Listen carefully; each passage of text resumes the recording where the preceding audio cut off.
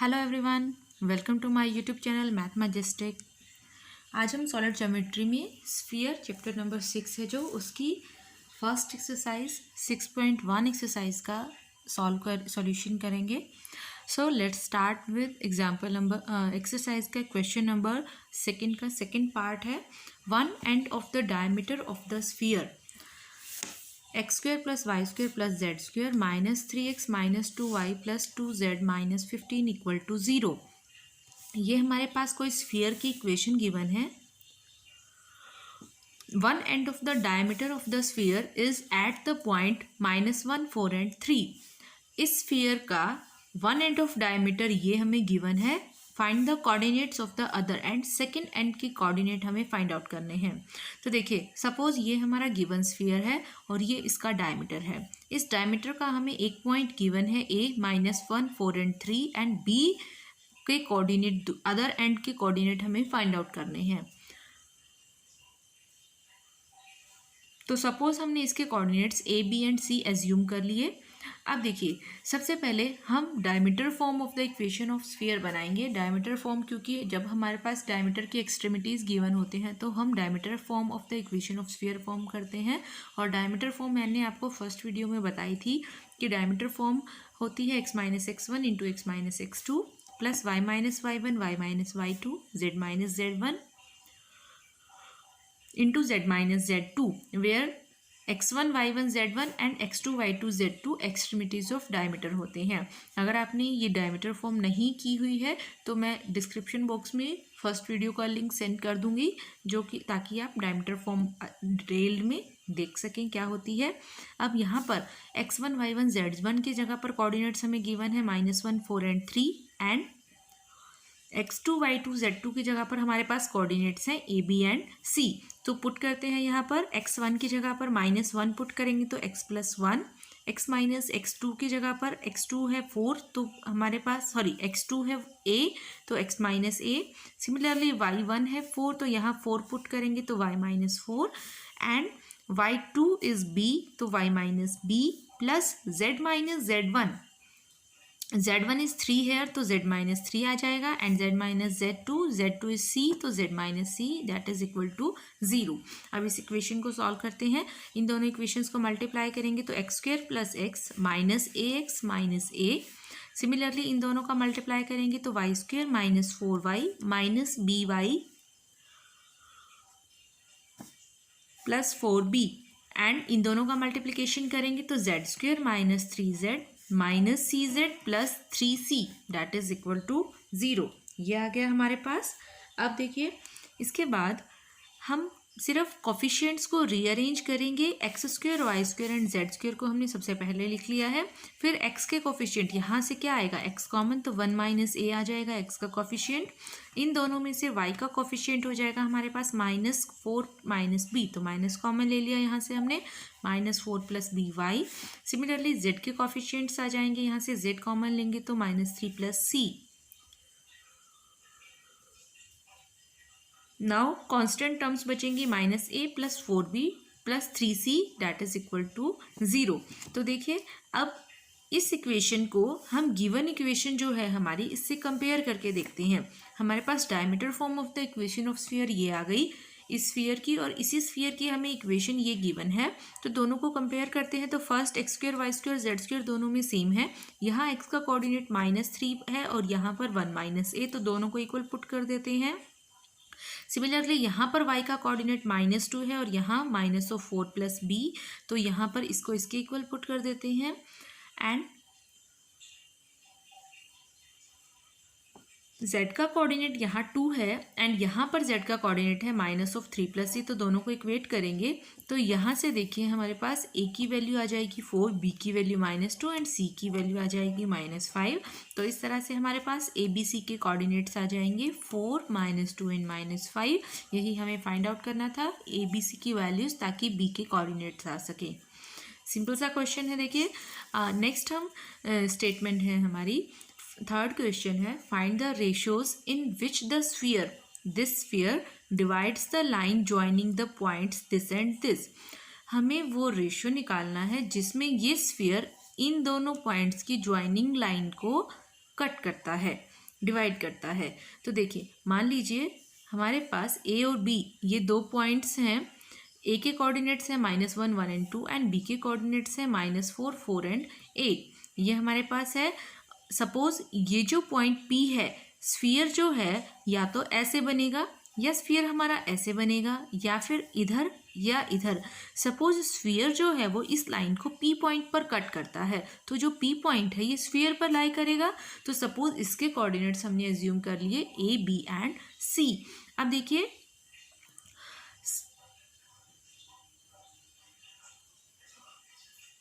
हमें ratio find out करना है जिसमें स्फीयर जो है वो इस लाइन को डिवाइड करता है। तो सपोज वो रेशो k/1 है और स्फीयर का पॉइंट P इस लाइन को डिवाइड करता है इन k/1। तो बाय द सेक्शन फॉर्मूला यहाँ पर हम सेक्शन फॉर्मूला अब अप्लाई करेंगे। तो सेक्शन फॉर्मूला से हमारे पास इसके कोऑर्डिनेट्स हम फाइंड आउट कर सकते हैं। k × -4 plus k × -1 that becomes -4k - 1 divided by k + 1. Similarly 4k + 1 divided by k + 1. Third coordinate आ जाएगा 8k and 2 divided by k + 1. तो सेक्शन फॉर्मूला से हमारे पास इसके कोऑर्डिनेट्स आ गए। अब क्योंकि ये हमारी स्फीयर की इक्वेशन है और ये जो पॉइंट P है ये स्फीयर का ही पॉइंट है, क्योंकि स्फीयर ही इस लाइन को डिवाइड कर रहा है। तो ये पॉइंट स्फीयर का ही पॉइंट है, तो स्फीयर की इक्वेशन को सेटिस्फाई करेगा।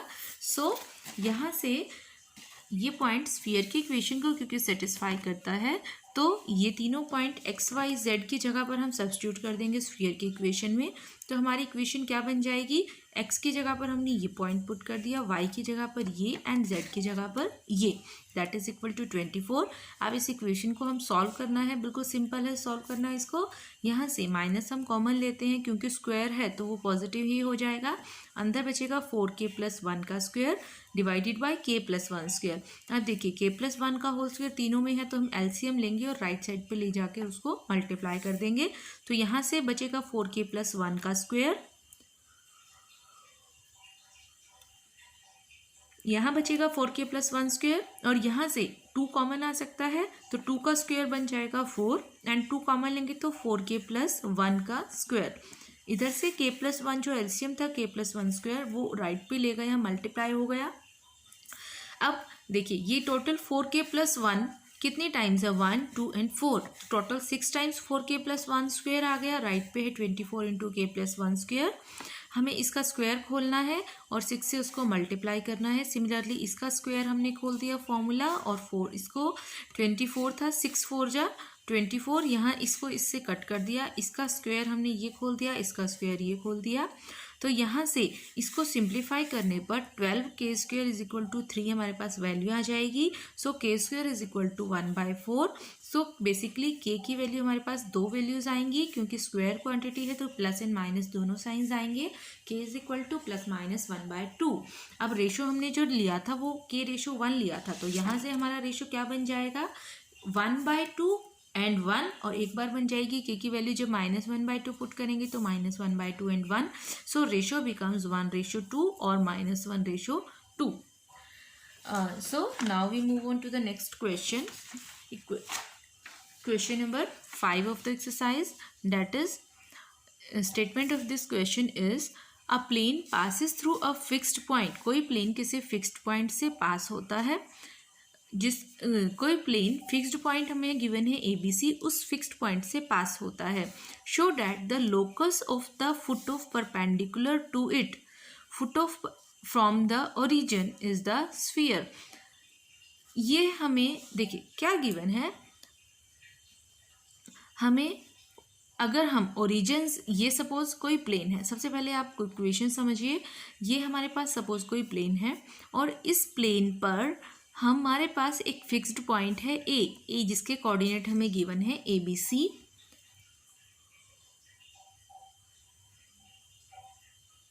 अब ओरिजिन से हम इस प्लेन पर परपेंडिकुलर डालते हैं, तो O से P पर हमने परपेंडिकुलर डाला है, ठीक है। अब देखिए बेसिकली ये 3D शेप्स होती हैं, तो हम इसको इमेजिन करना है अब आपने कि हम कोई शीट है उस पर आप ऊपर से परपेंडिकुलर डाल रहे हैं ओरिजिन से, तो पी से ज्वाइन करने वाली सभी लाइंस पर ये जो है वो ओपी लाइन परपेंडिकुलर होगी। ठीक है, तो ओ से पी पर हमने इस प्लेन पर सेंटर ओ से परपेंडिकुलर डाला है, तो ये फुट ऑफ द परपेंडिकुलर होता है। अगर हम ओ से परपेंडिकुलर डाल रहे हैं पी तक इस प्लेन पर, तो ये फुट ऑफ परपेंडिकुलर होता है P point. We have to find out the locus of foot of perpendicular to it from the origin. हमें इस पॉइंट का लोकस फाइंड आउट करना है। तो देखिए, सबसे पहले तो हमने ओ से इस प्लेन पर परपेंडिकुलर डाला है, तो वो मान लीजिए पी पॉइंट पर है, तो और उसके कोऑर्डिनेट हमने एज्यूम कर लीजिए एक्स वाई एंड जेड। अब पी से पास होने वाली हर लाइन पर ये परपेंडिकुलर होगा। ओ पी जो है वो पी से ए पर परपेंडिकुलर होगा। अब पी से ए तक हमने कोई लाइन ड्रॉ की तो ओ पी उस पर परपेंडिकुलर होगा। अब देखिए, क्योंकि डायरेक्शनल कोसाइंस ऑफ लाइंस क्या हो जाएंगे, सबसे पहले हम ओ पी लाइन के डायरेक्शनल कोसाइन निकालते हैं। इसके डायरेक्शनल कोसाइन क्या होंगे, हमारे पास फॉर्मूला होता है x minus zero, Y minus zero and z minus zero. Similarly directional cosines of line P A क्या हो जाएंगे, x minus A, Y minus B and z minus C. अब डायरेक्शनल कोसाइंस हमने निकाल लिए और O P line P A पर perpendicular है। तो हमने ज्योमेट्री में सिंपल सा एक रिजल्ट किया हुआ है कि अगर दो लाइंस हैं हमारे पास जो आपस में परपेंडिकुलर हैं और उनके डायरेक्शनल कोसाइंस अगर हमारे पास हैं a1 b1 c1 and second line के डायरेक्शनल कोसाइंस हैं a2 b2 एंड c2, तो हमारे पास रिजल्ट क्या होता है, a1 into a2 plus b1 into b2 plus c1 into c2 is equal to 0। That means corresponding product of the directional cosines का sum जो है डेट इज इक्वल टू 0। यही result हम यहाँ पर अप्लाई करेंगे। अब दो लाइंस हमें परपेंडिकुलर गिवन है और उनके डायरेक्शनल कोसाइंस गिवन है, तो उनका म्यूचुअल प्रोडक्ट वो हमें सम जो है उसका 0 दिखाना है। डेट मीन्स इन दोनों का प्रोडक्ट, इन दोनों का और इन दोनों का, उसका सम 0 आएगा। So x into x minus A, y into y minus b plus z into z minus c is equal to 0। इसको मल्टीप्लाई किया, x square minus a x, y square minus b y and z square minus c z equal to 0। तो यहाँ से बस coefficients arrange किए हैं हमने, x square plus y square plus z square minus a x minus b y minus c z is equal to 0।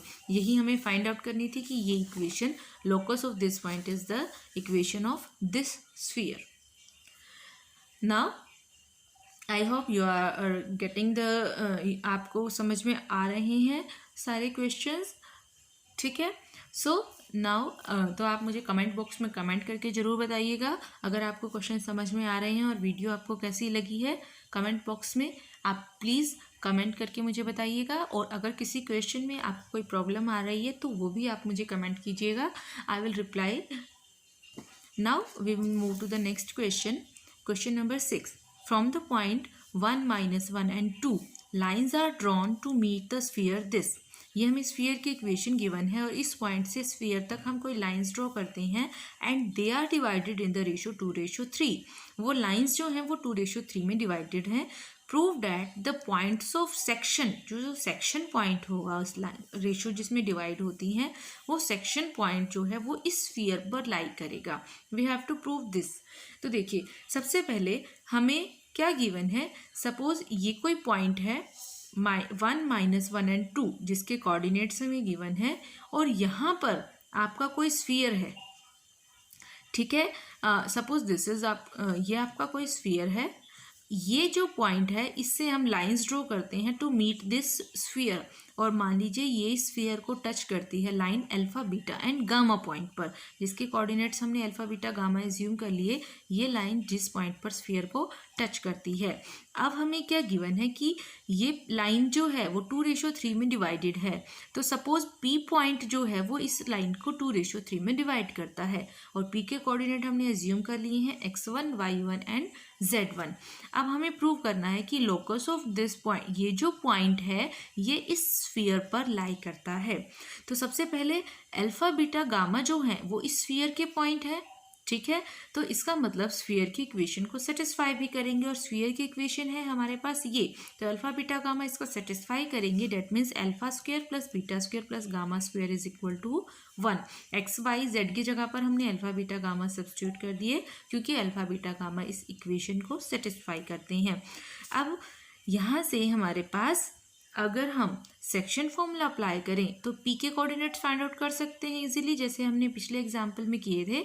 तो P के coordinate क्या होंगे, x1 हो जाएगा 2 alpha plus 3 divided by 2 plus 3।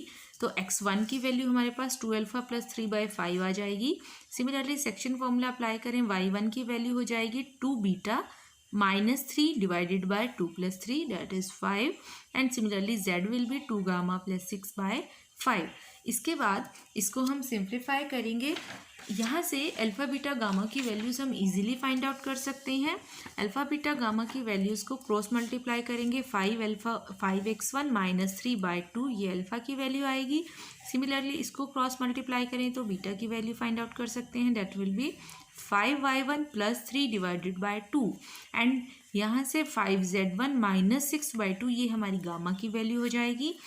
अब क्योंकि alpha square plus beta square plus gamma square 1 के equal हमने प्रूव किया है, तो ये अल्फा बीटा गामा की वैल्यूज़ जो हैं हमारी, ये हम इस इक्वेशन में सब्स्टिट्यूट कर देते हैं। तो alpha square plus beta square plus gamma square is equal to 1। और जैसे ही हम इन इक्वेशंस को इसको तीनों के स्क्वायर्स खोलेंगे और इक्वेशन सॉल्व करेंगे, हमारे पास ऑटोमेटिकली ये इक्वेशन ऑफ द स्फीयर बन जाएगी। That means x1 y1 z1 जो है वो इस इक्वेशन ऑफ स्फीयर पर लाई करेंगे। Now we move on to the next question. A point moves such that the ratio of its distances from two fixed point is constant. कोई point ऐसे move कर रहा है कि उसका रेशो जो है distances का from two fixed point हमेशा constant रहता है। Show that its locus is a sphere. देखिए स्टेटमेंट क्या है, सपोज हमारे पास ये एक मूविंग पॉइंट है P जिसके कोऑर्डिनेट्स हैं एक्स वाई जेड। तो ये पॉइंट मूव ऐसे करता है कि ये पॉइंट कहीं पर भी जाए, इसका दो फिक्स्ड पॉइंट से जो डिस्टेंस होगा, कोई दो हमने फिक्स्ड पॉइंट ले लिए, एक ओरिजिन ले लिया जिसके कोऑर्डिनेट 0 0 हैं और एक हमने पॉइंट ले लिया जिसके बी जो एक्स एक्सिस पर है जिसके कोऑर्डिनेट्स हमने ले लिए a0 0। अब आप फिक्स्ड पॉइंट कोई भी दो फिक्स्ड पॉइंट ले सकते हैं, ये हमने इसलिए लिया है क्योंकि एक्स एक्सिस पर लेने से दो कोऑर्डिनेट तो 0 ही हो जाएंगे, तो क्वेश्चन सॉल्व करने में इजी रहेगा। सिमिलरली आप वाई एक्सिस या जेड एक्सिस का भी कोई पॉइंट ले सकते हैं। तो ये हमने मूविंग पॉइंट लिया है और ये दो हमने फिक्स्ड पॉइंट ले लिए ओ एंड बी। तो हमें स्टेटमेंट में क्या गिवन है कि ratio of its distance from two fixed point is constant. इन दोनों पॉइंट से इसका जो डिस्टेंस है P O and P B, उसका रेशो हमेशा फिक्स रहेगा, चाहे ये पॉइंट कैसे भी मूव करे, किसी भी डायरेक्शन में जाए, इसका रेशो इन दोनों पॉइंट से जो डिस्टेंस आएगा उसका रेशो हमेशा कांस्टेंट रहेगा, सेम रेशो रहेगा। चाहे ये पॉइंट यहाँ पर हो तब भी इन दोनों के डिस्टेंस का रेशो वही रहेगा। अगर ये पॉइंट मूव करके यहाँ आ जाता है और फिर डिस्टेंस का रेशो निकालें, तो हमें प्रूव करना है कि ये पॉइंट कैसे मूव कर रहा है, इसका लोकस क्या है, ये स्फेरिकल मूवमेंट कर रहा है, ये इसका लोकस जो है वो एक स्फीयर बनेगा, हमें ये प्रूव करना है।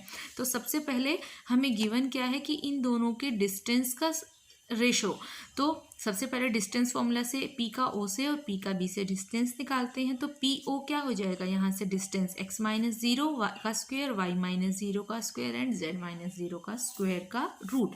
ये डिस्टेंस फॉर्मूला हम छोटी क्लासेस में बहुत टाइम से यूज़ करते आते हैं, वही डिस्टेंस फॉर्मूला यहाँ यूज़ करना है।